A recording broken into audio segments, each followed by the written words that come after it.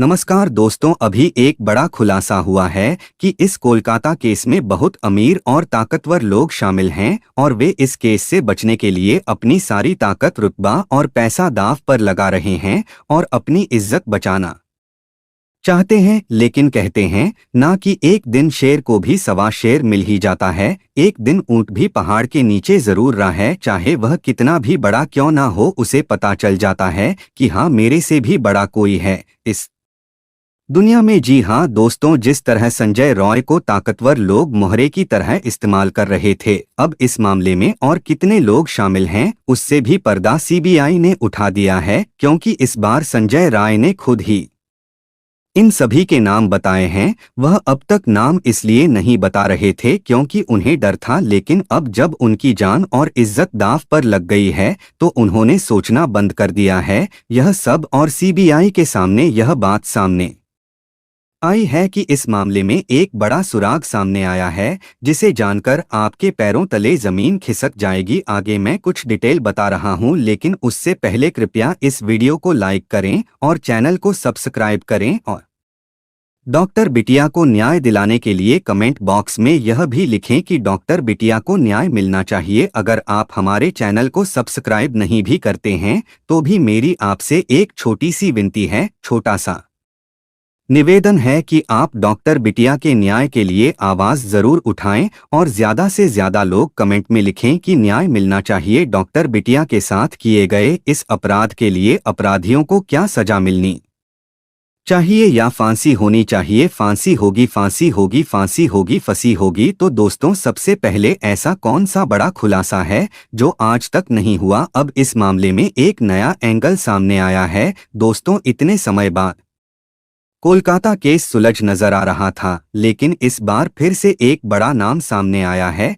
एक ऐसे ताकतवर का नाम, ऐसे शख्स का नाम सामने आ रहा है जिसे देखकर आपके पैरों तले जमीन खिसक जाएगी, क्योंकि वह एक बार फिर नया ट्विस्ट लेकर आए हैं। ऐसे सबूत सामने आए हैं जिन्हें सुनने और जानने के बाद खुद सीबीआई भी सकते में आ गई है। दरिंदे संजय रॉय के कोर्ट में दिए गए बयान और पॉलीग्राफ टेस्ट से यह साफ हो गया है कि कोलकाता अस्पताल कांड में एक से ज्यादा लोग शामिल थे। दरिंदे संजय ने गलती से जो बयान दिया है उससे इस बात की पुष्टि हो गई है कि डॉक्टर बेटी के साथ हुई घटना में संजय राय अकेले नहीं थे, बल्कि अस्पताल के कई बड़े नाम शामिल थे। अब सीबीआई शक को हकीकत में बदलने में जुट गई है। इस घटना में शामिल लोग इस मामले को बंद करने के लिए अपनी सारी ऊर्जा, सारा एनर्जी और पैसा पानी की तरह खर्च कर रहे हैं। गवाहों को खरीदा जा रहा है। जहां घटना घटी वहां मरम्मत के नाम पर सारे सबूत मिटा दिए गए। सीसीटीवी कैमरों से भी छेड़छाड़ की गई। लेकिन अब सीबीआई के हाथ एक बड़ा सबूत लगा है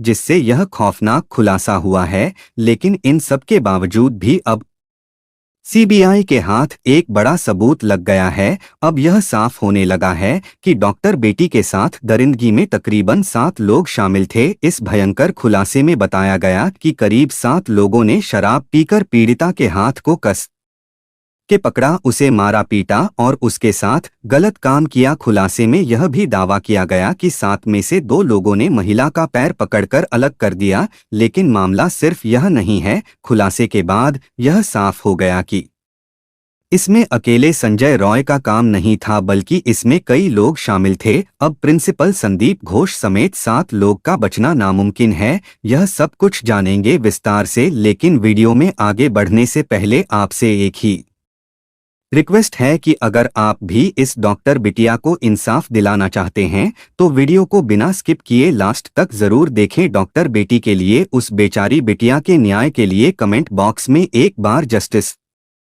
फॉर कोलकाता फीमेल डॉक्टर जरूर लिख दें। दोस्तों, कोलकाता में डॉक्टर बेटी के साथ बलात्कार हुए लगभग 21 दिन हो गए हैं, लेकिन अभी भी डॉक्टर बेटी को न्याय नहीं मिला है। अभी तक इन अपराधियों को फांसी नहीं हुई है। कुछ जेल में है और कुछ आज़ाद घूम रहे हैं। दोस्तों, अदालत में दरिंदे संजय रॉय ने वह कबूल कर लिया है जिसके इंतजार पूरे देश को था। पूरे भारत को यह पता था कि यह काम एक बंदे का नहीं है, यह किसी एक शख्स का काम नहीं है। और अब यह शक हकीकत में बदलता नजर आ रहा है। इसमें कोई एक नहीं बल्कि तकरीबन 7 लोग शामिल हैं और सब कुछ पूरी प्लानिंग के साथ किया गया है। यही कारण है कि सीबीआई पूरी तरह से सक्रिय हो गई है और कोलकाता डॉक्टर बेटी मामले में 7 आरोपियों का पॉलीग्राफ टेस्ट शुरू कर दिया गया है। दूसरी तरफ सीबीआई के मुताबिक वहां डॉक्टर बेटी के साथ भी यही हुआ। बिना दरवाजे का सेमिनार हॉल। अब सीबीआई यह पता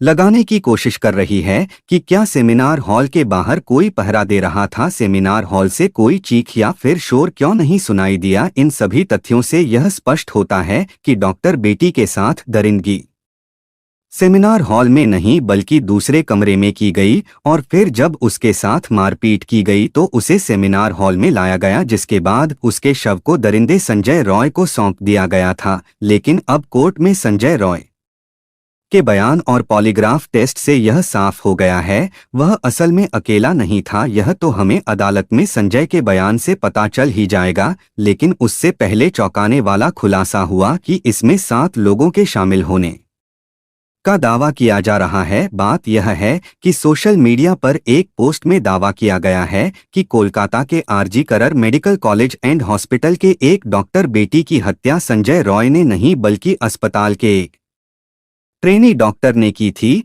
और इसमें अस्पताल के प्रिंसिपल भी शामिल थे। मेरी बात ध्यान से सुनो तो सब कुछ स्पष्ट हो जाएगा। इस पोस्ट में कहा गया है कि इन ट्रेनी डॉक्टरों ने पहले डॉक्टर बेटी को बेरहमी से वैसे ही फाड़ जैसे महाभारत में जरासंध के साथ किया गया था। वहीं एक्टिविस्ट मधु किश्वर ने इस बारे में बांग्ला में एक पोस्ट किया है और कहा है कि ऑडियो कॉल से सीबीआई को कई गंभीर सुराग मिल सकते हैं। डॉक्टर की बेटी बहुत होनहार छात्रा थी, लेकिन वह अस्पताल और प्रिंसिपल के कुछ बेहद डरावने और गुप्त राज जानती थी, जिसके कारण उसे धमकाया जा रहा था। लेकिन फिर भी डॉक्टर बेटी डरी नहीं, विरोध करती रही कि अगर उसे परेशान किया गया तो वह अस्पताल के काले कारनामों का पर्दाफाश करेंगी, जिसके बाद उन्हें घंटे तक नॉन स्टॉप नाइट शिफ्ट में रखा गया और इसकी जानकारी सीनियर पीजीटी और अन्य लोगों को भी थी। प्रिंसिपल और उसका ग्रुप इस छात्रा के साथ कितना क्रूर था, इससे साफ पता चलता है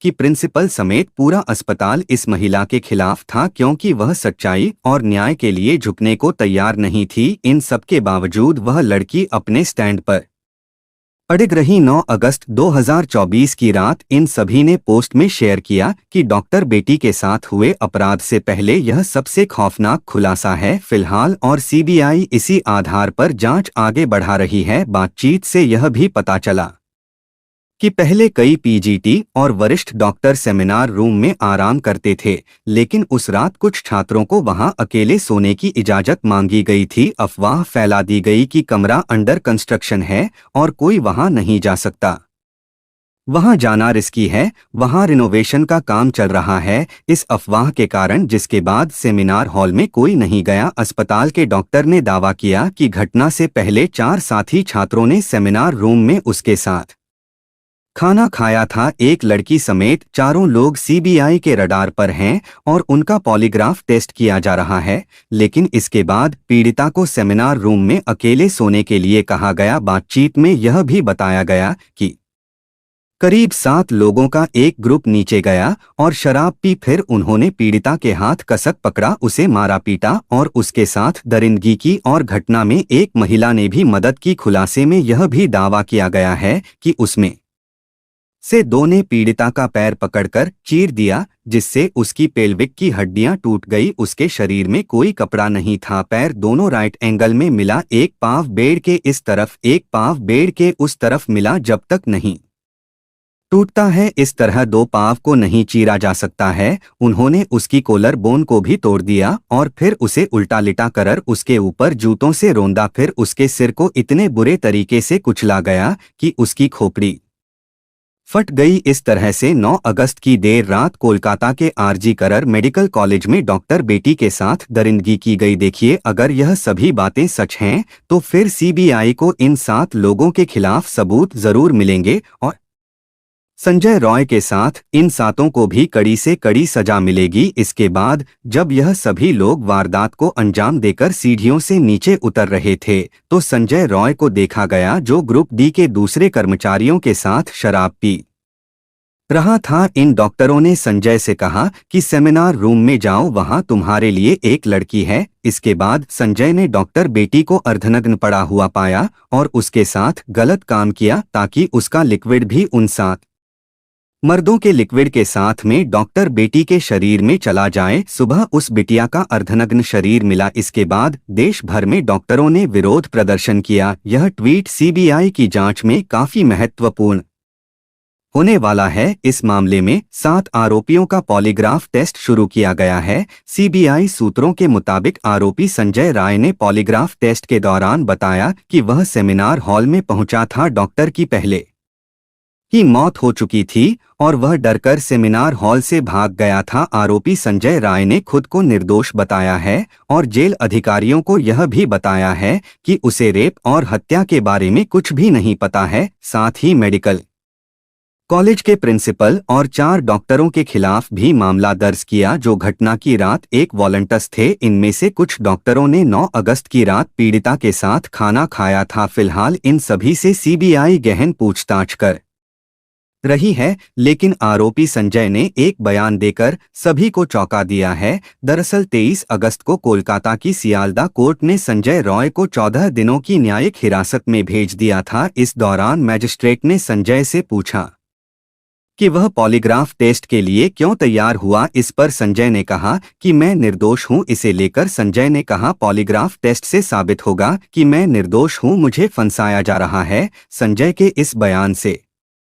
हंगामा मच गया है। इसका मतलब है कि इस मामले में कई लोग शामिल हैं। सीबीआई का लक्ष्य इन कर्मचारियों के बयान की पुष्टि करना है, क्योंकि पीड़िता की बाकी रिपोर्टों की पुष्टि करने में सीबीआई असमर्थ है। इस घटना से सीधे तौर पर जुड़ने में नाकामयाब रही है। दोस्तों, हम आपको बताते हैं कि पुलिस जांच के दौरान जो भी सबूत छुपाए जा सकते थे, बड़े लोगों ने मामले को दबाने की भरपूर कोशिश की। जब से मामला सीबीआई के हाथ में आया है, उनके भी पसीने छूट गए हैं, लेकिन सीबीआई को कुछ सबूत नहीं मिल पा रहे हैं, क्योंकि सीबीआई के मुताबिक इस घटना में कोलकाता पुलिस भी शामिल है। अब सीबीआई यह जानना चाहती है कि क्या इन 4 डॉक्टरों ने सबूतों के साथ छेड़छाड़ की थी या यह किसी और का हिस्सा थे। एक बड़ी साजिश के तहत पोस्टमार्टम रिपोर्ट में हेराफेरी करने में प्रिंसिपल समेत यह सभी लोग काफी माहिर थे। इसी कारण से सीबीआई इस घटना को कई एंगल